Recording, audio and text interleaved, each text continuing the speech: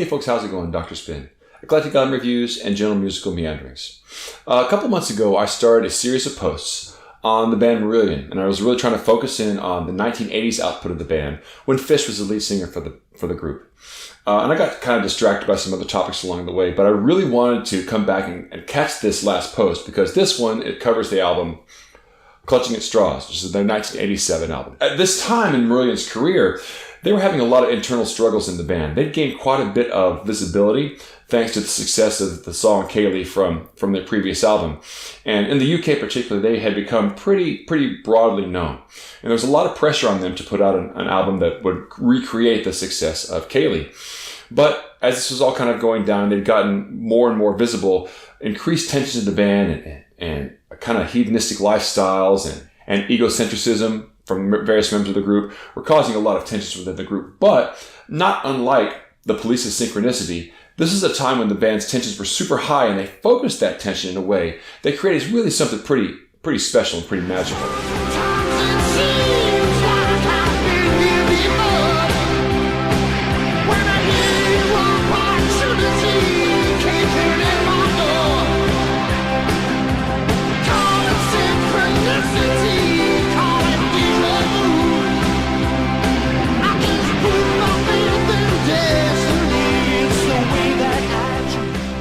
By necessity, I've focused a lot on Fish in these posts, but I don't want to finish up without actually talking about the band members in their entirety, because although they kind of don't really get the visibility, the same kind of widespread attention as guys like Steve Howe or Geddy Lee or even Neil Peart or classic progressive rock guys get, they really have such idiosyncratic styles and such, they gel so well together that it's worth mentioning. Now, I talked a little bit about drummer Ian Mosley in the Fugazi post and kind of how he ended up at the drum throne. So we'll let it be that Ian Mosley, at this point in time in the band, is a perfect drummer for Marillion.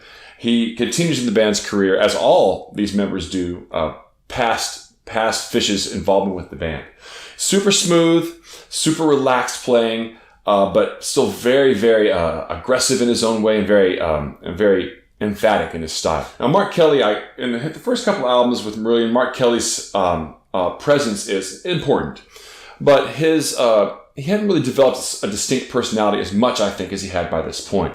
When you start about being a keyboard player in the 80s, it's different than being a keyboardist in the 70s when the Moog synthesizers were coming up, and you'd see Rick Wakeman with a whole array of keyboards, and he was well known for kind of pushing the boundaries of the technology. When you talk about the 80s, you're talking about the age of the DX7. And so you have an instrument that basically could sound like almost anything. So how do you do innovative sounds in that framework? Well, Mark Kelly, especially if you start listening to him here on Clutching at Straws, has some very fascinating patches that he uses for his keyboard sounds. The attention that he pays to synthesis itself and the creation of sounds, I think, is something that he really continues to explore throughout the rest of Marillion's career. He's always had great piano chops. It's not a question of his ability to play, but he's also very crafty about how he blends subtle timbres and textures with very obvious sounds. If you listen to the keyboard sounds of this album, sometimes they sound like a very obvious piano sound, but they're also backed by these very soft rising synth pads sometimes, or maybe even like choral sounds. And so he really pushes the boundaries of what's possible in a digital age of keyboards. And that makes him kind of marks him as a different era of keyboard playing. Maybe one of an iconic player in that style. That doesn't necessarily mean he has the same flash and bang as a guy like, Rick Wakeman or Keith Emerson might have. But it doesn't make his innovations any less important. Pete Travonis is another one who's very easy to kind of look over. And because for me personally, I was so single-minded on bassists like Geddy Lee and Chris Squire whenever I was in high school. Whenever Pete Travonis came along and I started listening to him, I thought he was a good enough bass player. He's got a very kind of melodic and angular style, but it's not super pronounced in the way that it presents itself in Marillion overall.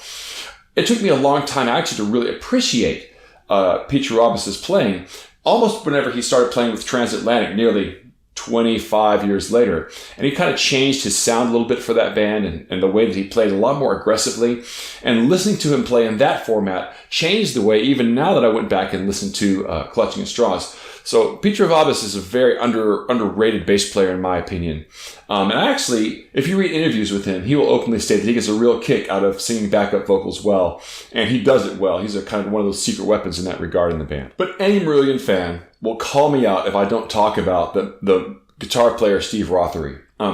Steve Rothery is kind of cut from the same ilk as David Gilmour might be. He's comparable to David Gilmour. He doesn't play super fast. He's not super duper technical. But he's got a very, very distinct melodic sense that actually is always integral to any piece of music that he plays in. If you don't play the solos on Clutching at Straws, then you've lost a large part of what makes those pieces distinctive. The solos, the guitar solos, the melodic material that he introduces into those solos are a part of the music as much as the lyrics and or anything else. So he's not just going to sit down and ad-lib some solo. His solos are crafted very, very carefully, and they're executed with a whole lot of passion, and it's very convincing. Like a bullet hole in Central Park. Circle and I'll surrender to the one with circles. Sucker.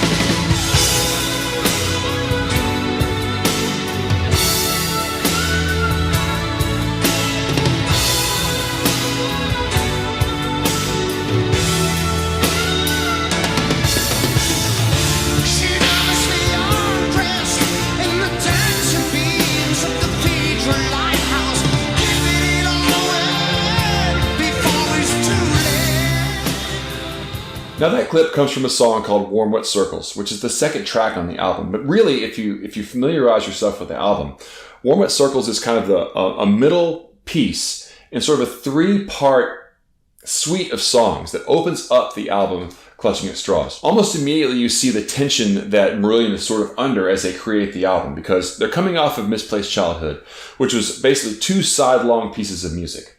And so given that they're trying to create a hit for the radio, there's sort of a tendency to shy away from doing epic pieces. So this first salvo that they kind of fire off in the very beginning of the album is a super impassioned and fantastic piece of progressive rock music that really is intended to be played as one big long piece of music. But then as you get into the album, you notice that there's actually a lot more several standalone tracks throughout the album, and maybe a few tracks that segue together.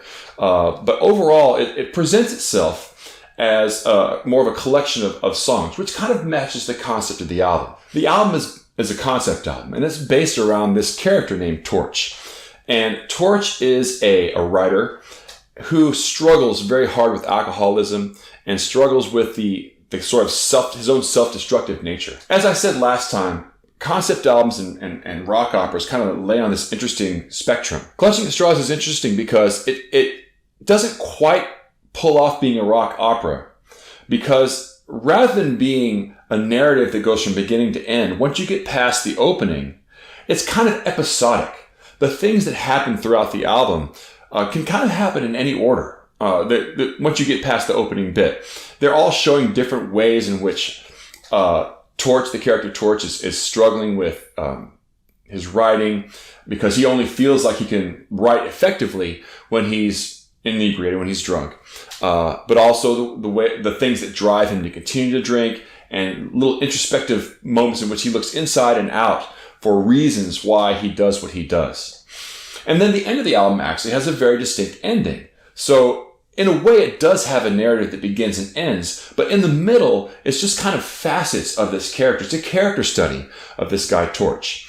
And lyrically, it is by far, I think, the best work that Fish ever did for anything. Any of his work, solo or anything else. It's interesting because I think that on Misplaced Childhood, his lyrics were probably the most autobiographical that they'd ever been. But on Collecting at Straws, it's kind of more personal. Cause I know what I feel, know what I want, I know what I am. Daddy took the rain check.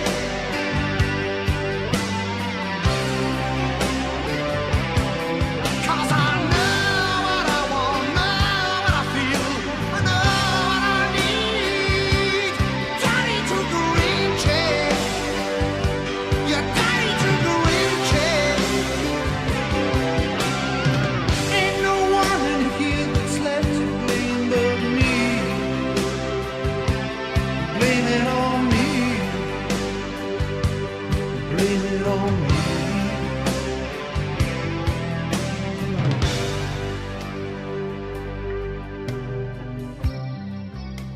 But a lot of the lyrics are definitely things that clearly Fish has grappled with or thought about before. He writes Torch as a person who's really grappling with the loss of his children in his life as he's pushed them away through his self-destructive behavior. And it's sort of I hate to say a moment of clarity. That's a little bit too cliche, but definitely on that song, he takes a moment to reflect and thinks a lot about how tough it was to be away from his kids, but how he really feels like that he's the one to blame for it. And he can't seem to get himself away from that feeling. Now, I've spoken a little bit on all of the other Marillion albums about their cover art. And immediately, if you're looking at this particular album in comparison to Marillion's previous albums, there's a distinct difference in the cover art. One of the reasons why the album was a bit different in its approach was because Mark Wilkinson was having quite a bit of trouble getting a clear idea about what the band wanted. They've been very upfront, especially Fish has been very upfront with what they wanted to do with the albums, which is why their previous album art had been so detailed. But because of the internal tensions of the band, they had a hard time kind of deciding on an idea. They weren't communicating with him very clearly. They were getting different ideas. At one point in time, he created like this very detailed picture of Torch, kind of as like this guardian angel of the Alcoholics. But that was rejected by the band. It was a little bit too much. So he created the character Torch, and Torch is the character that you see in the very first front of the album cover, facing the closest. And he's drawn with a very kind of gaunt, intense stare, and he's got an overcoat on. But if you look down, there's still quite a bit of detail going on in here that Mark Wilkinson has embedded in the album cover, because he had this idea about kind of having a group of poets and artists and musicians that kind of represented other people with self-destructive tendencies throughout history that were big stars. If you look carefully in the album cover, you can see like James Dean and Lenny Bruce and John Lennon's on the back cover, and Jack Kerouac, who actually, according to Fish, played kind of a role in inspiring some of the things that happened to Torch as a character on his own. Read some Kerouac and it put me on the tracks to burn a little brighter now. Something about Roman candles fizzing out, shine a little light on me now. Find a strange fascination with a liquid fixation. Alcohol can thrill me now. It's getting late in the game to show any pride or shame. Burn a little brighter now. Burn a little brighter now. Yeah. So you can sit down and look at this album cover and find lots of little hidden references to other artists and musicians and poets and writers who experienced the same sort of maybe dying young in 28 Club type characters. But a lot of the things that you've seen from past album covers from Marillion aren't there. The chameleon is gone. There's no ring. There's no jigsaw pieces. Even the logo, if you look at it, is a little bit of a more streamlined version of their more ornate logo that they've used in the past. But if you look at Torch's coat in the lower right-hand corner, you can see a Jester's hat hanging out of his pocket, which is a really amazing callback to all the previous albums that they've done. The one thing that's always been consistent is that Jester. And so to have that make an appearance makes all these kind of inferences. Well, is Torch the Jester, fresh from the playground of the broken hearts, and now he's just, number one at the end of the bar. And it's a really great way to tie everything that's happened with the previous album covers together in a very beautiful but very subtle way for the fan who's really looking carefully. Another interesting touch that has never really happened in any other Marillion album is if you look in the actual liner notes themselves inside of the libretto. All of Marillion's albums had a libretto in them. That's not particularly different. But if you look at the end of each song, there's an indicator of a place, usually like a hotel or maybe a club or something like that. And they give indications as to where the song was written. I tend to think that these settings are meant to give an indication of where Torch is writing the songs. It's coming from his placement as he moves around and tries to find himself throughout the course of the album. But the most disturbing one, and really the kicker for the whole thing, is at the very last track of the album. It's not even really a track. It's just kind of a sound effect at the end called Happy Ending. And Happy Ending is just a laugh. Even though there's a digression in the way that the album art was presented on Clutching at Straws, it's still no less deep in its own way. And certainly I think reveals even more about the album in some ways than previous albums had. You know, this is part of the storyline of the album, both in the liner notes and in its presentation on the front. Now, I know in my previous post I said that Misplaced Childhood is probably Marillion's best album. But I still have to going back and listening to Clutching at Straws again, I have to walk that back. If Clutching at Straws is not their best album, it's certainly my favorite. And partially, of course, due to the fact that it was the album that introduced me to Marillion, and I have to acknowledge that. But it's so deep, and the music is so incredible. The performances are so impassioned, and Fish's lyrics are at an all-time high on this album. It is so beautifully street level, even more so than Misplaced Childhood. Although Misplaced Childhood was about real-world things, you can't get much more ground level than a person struggling with alcoholism and his relationship to his wife and family and to himself.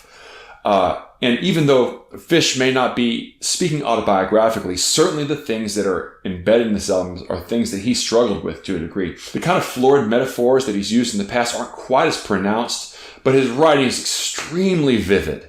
And I really feel like I can't get through this album without having a lump come up in my throat about some of it. It's so heartfelt and so beautifully said and so wonderfully spoken and so insightful that it stands out above almost any other album that I can think of. And if I was going to point to any one album, that would be the one that I think is one of the finest pieces of lyric work that I can think of.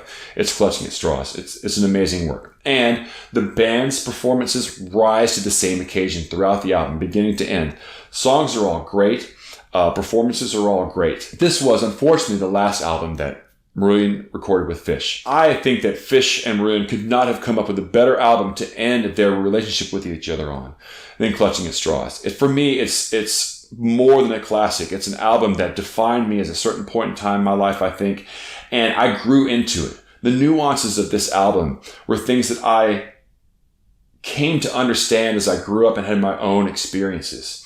I loved the album before I had those experiences, and as I went through life and had many experiences, I understood what those things meant, and they came to have a deeper and deeper meaning to me. And I never lost that sense of nostalgia for what the album meant for me in the first place. So it's an album that has continued to garner meaning for me. I cannot suggest Clutching at Straws more than I do. It's one of my favorite albums of all time, and I love it. And this kind of concludes my exploration of Fish's work with Marillion. Unfortunately, if you like this post, please like and subscribe, and of course share it out to your friends. Also, the rest of the posts for this Marillion series will be linked in the description section, so you're welcome to go back and check those out if it's the first one you run across.